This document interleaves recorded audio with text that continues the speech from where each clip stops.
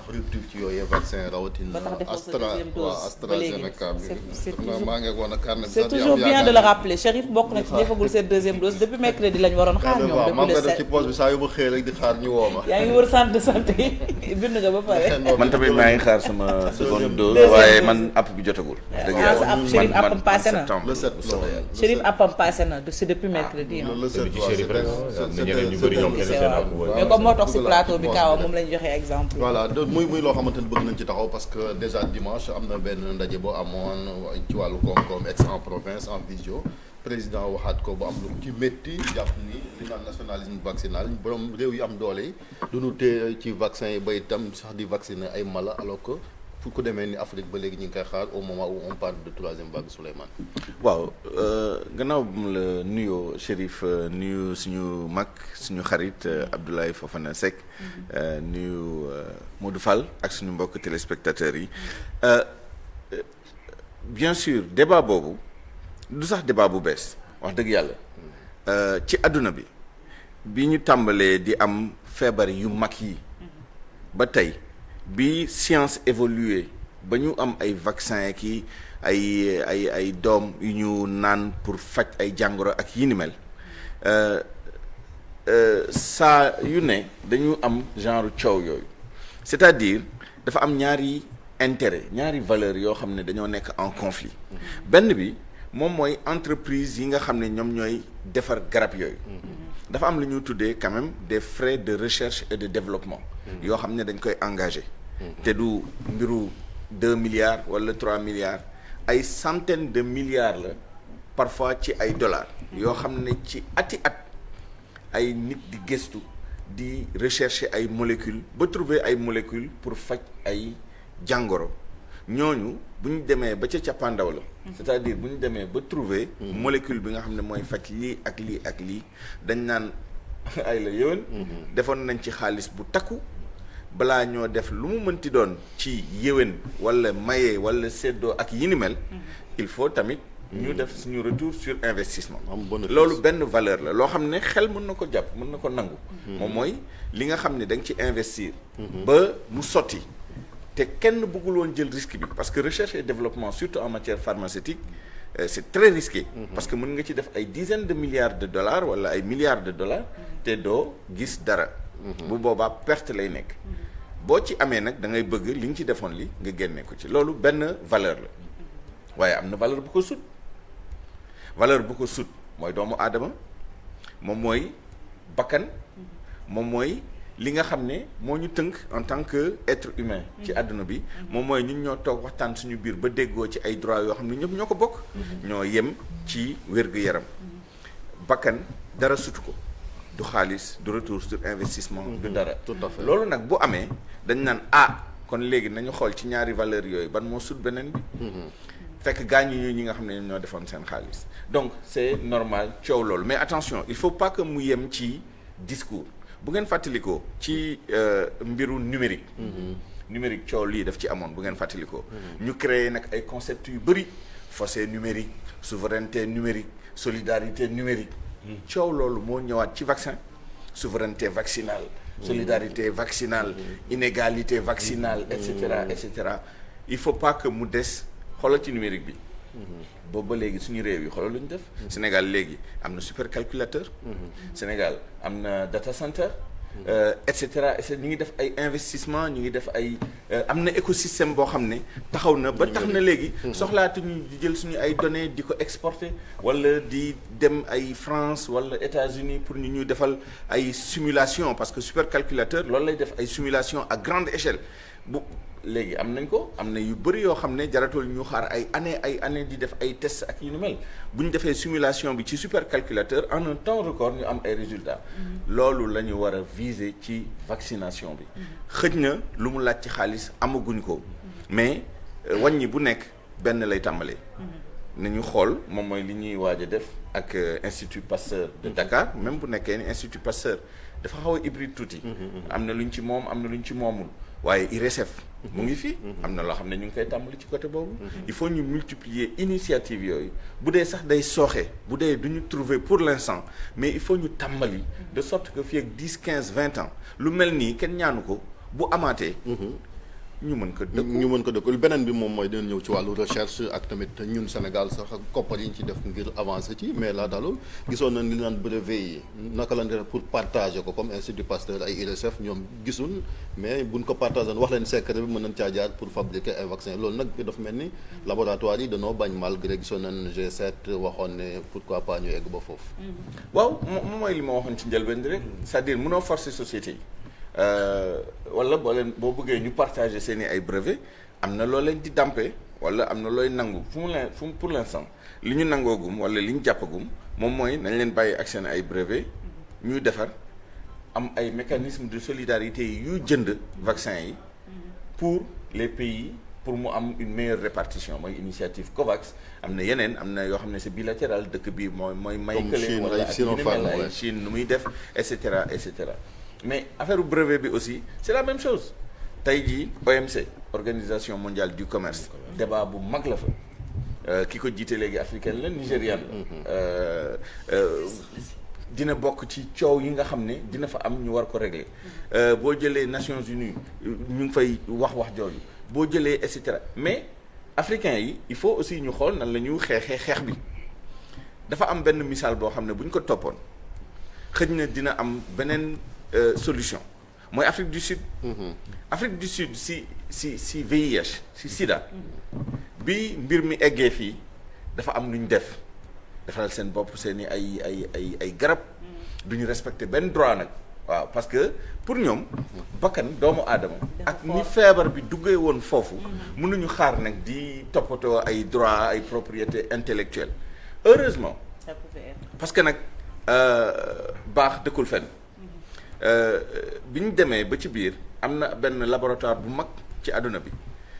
dañoo changé seen directeur de la recherche benn japonais la bi mu ñëwee mu fekk fa coow li bëri lool mais mu waxtaan ak yeneen pharmacie firme pharmaceutique yi ba convaincre leen ni effectivement lii c'est une question de droit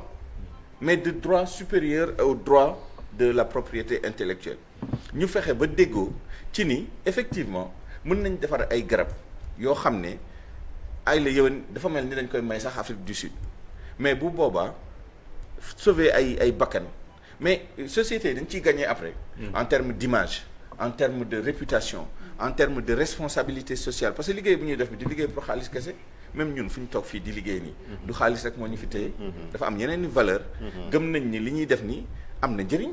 pour suñu réew am na njeexital ci dund nit ñi am na njeexital ci suñu koom-koom bu du woon loolu wax dëgg yàlla ñu dem ñii yetti ñii xari matt ñii def leneen parce que mën nga amee xaalis neneen nu dul nii waaye da nga gëm ni li ngay def nii am na aspect moral am na responsabilité bi ci nekk firme yi foofu lañu leen war a laalee bon pour l'instant ñu ngi leen di wax waaye dañoo xaw a tul ci côté boobu mais je pense que concert des nations li ñuy def nii discours yi nga xam ne ñu ngi koy surtout nag ñu porté ko ñun il faut pas que mu nekk européens yi wala américains yi ñoom ñu koy porté gënuñu ñoo moral xam nga loolu tamit mais Macky Sall nag grand dafa mel dafa wéet ci xeet yi parce que gis nga bu ne annulation dette moom rek Afrique par exemple moom rek ngay dégg même affaire vaccin yi dem moom rek parce que nga ciy dégg mais man gëmuma ni dafa wéet dama yaakaar ni effort yi moo dispersé Afrique du Sud mu ngi ciy def liggéey bu takku ñu nag dañoo xaw a sori Afrique du Sud culturellement linguistiquement médiatiquement et cetera donc li fay xew amaana ñun yëguñu ko waaye Afrique du Sud am na si taxawaay bu dëgër mais ñoom dañoo xaw a wéet ñoom seen côté xam nga nag kii wéet fii kii wéet fële Afrique de l'Ouest am champion muy Macky Sall Afrique du Sud am champion Cyril Ramaphosa nga dem beneen zone et marocains yi am seen stratégie ñoom tàmbali ne marocains yi waxtaan nañ ak chinois yi ba am seen usine boo xam ne fa la ñu produire seen propre vaccin donc il faut ñu xool nan la ñu harmoniser position Afrique ci plaidoyer bi waaye tamit ci action yi mu bañ a nekk rek des actes isolés parce que bu ñu amul effet de masse xam nga diviser pour mieux régner dafa yàgg fii anam yi nag moom mooy xaw a changer tuuti amoon na temps boo xam ne ci colonisation la woon ci njalbeen la ci esclavage la woon ñu toog ba si yàgg ñu commencé wax néocolonialisme waaye tey même ci économie dañ ñu séparer pour mieux régner bloc yi ñuy def yi ay je sais pas moi Afrique de l'Ouest fii Afrique centrale fii les APE et cetera bu nekkoon Afrique dafa wax ci kaddu benn bu boobaa suñu pouvoir de négociation dina yokku waaye bu ñu séparé ne yéen waa Afrique de l'Ouest yéen a gën a xarañ yéen a gën a avancé ci seen intégration et cetera ñu xogganiku di yëkkati ay mbagg di xeeb waa Afrique centrale et cetera bu boobaa ñu ngi ñu nax waaye ñu ngi ñuy diviser en même temps pour ñëwaat ci affaire nan la ñu defee plaidoyer bi il faut que lu mel ni Sénégal Afrique de l'Ouest déjà suñu sous-région bi ñu gën a harmoniser suñu ay position bu boobaa ñu jege yeneen zones yi Afrique du Sud kenn mënu ko beddi parce que capacité pouvoir bu ñu am bi économiquement démographiquement ak historiquement parce que dañoo am expérience di xeex pour les droits de propriété intellectuelle sur les médicaments parce que ñoom dañoo amoon na ay temps Afrique du Sud dans la communauté noire prévalence sida demoon na ba jege 40% bi ñu demee ba xam ne feebar bi buñ ci jógul dina faagaagal nit ku ñuul Afrique du Sud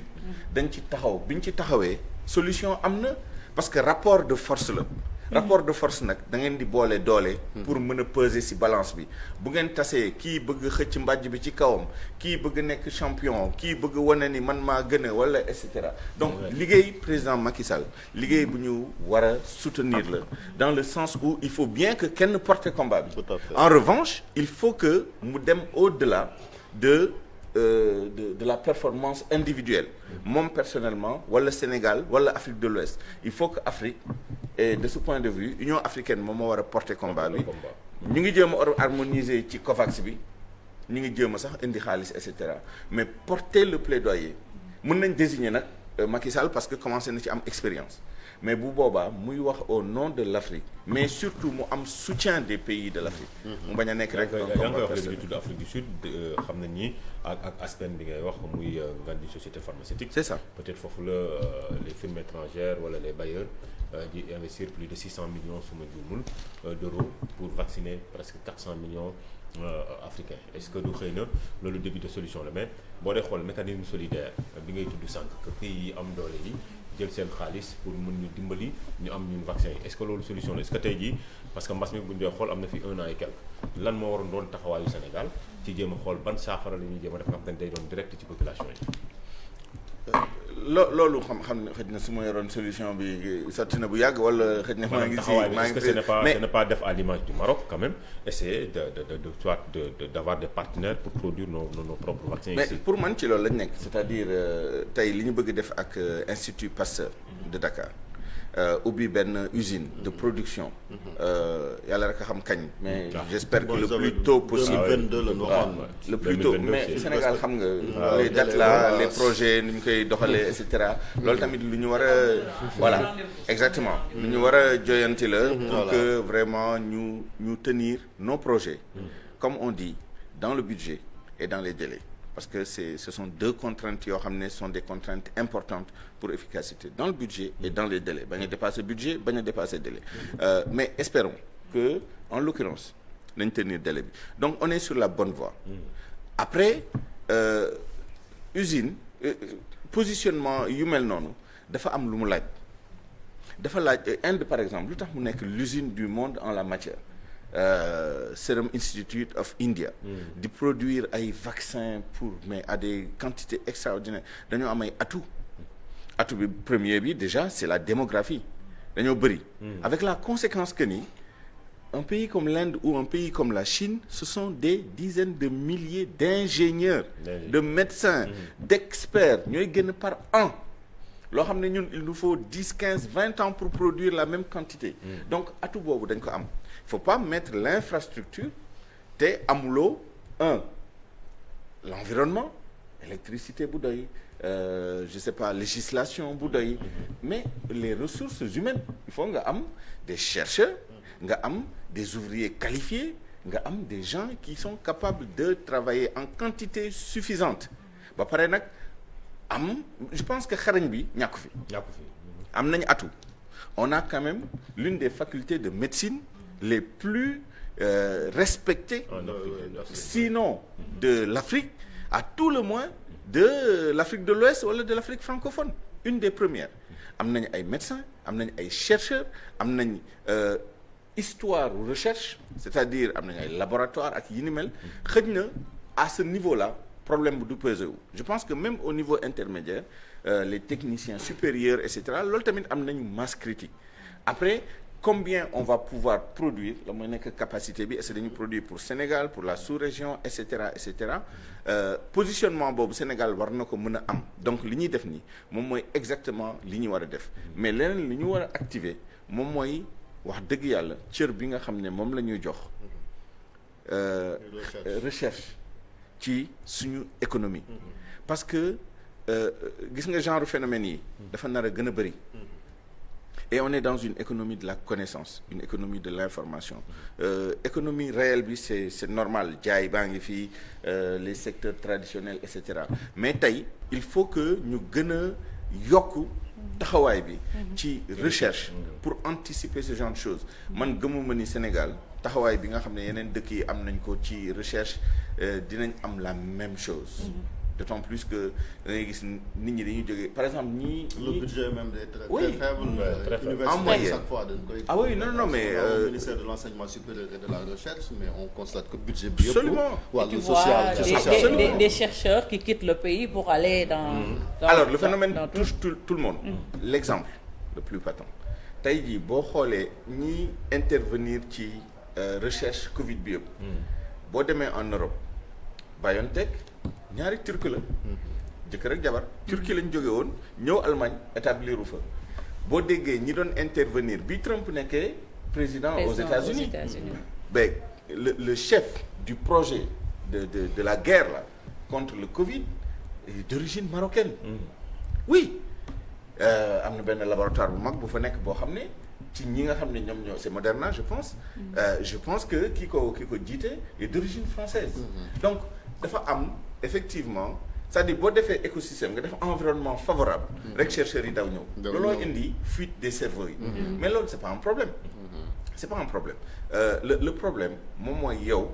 jëlal alal bi nga xam ne war nga ko def aujourd'hui la moyenne enfin les grands pays ñi nga xam ne ñoo ëpp lu ñuy def ci recherche et développement ci seen économie mais waxuma les financements publics c'est les entreprises yi nga xam ne dañuy jël ci seen chiffre d'affaires réinvestir ko ci recherche et développement pour trouver des solutions des molécules en l'occurrence pour les vaccins les médicaments ak yi ni mel ils sont à 2,8-3%. États-Unis, Allemagne, France, Pays-Bas, les pays scandinaves ay Suède ak yi ni mel Israël ak yi ni mel